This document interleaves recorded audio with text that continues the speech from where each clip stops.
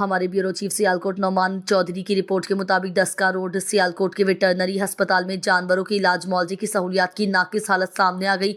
हालिया वाक़े में एक बकरे के ग्लैंड का ऑपरेशन खुले आसमान के नीचे किया गया, जहां डॉक्टर हिफाजती दस्ताने और ऑपरेशन के लिए ज़रूरी लिबास के बगैर गंदे औजारों का इस्तेमाल कर रहा था।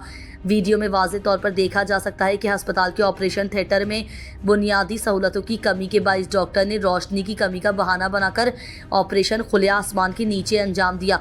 ये सूरत हाल महकमा हेल्थ और जानवरों के हुकूक के तहफ़्फ़ुज़ करने वाले इदारों की कारकर्दगी पर संगीन सवालात उठाती है।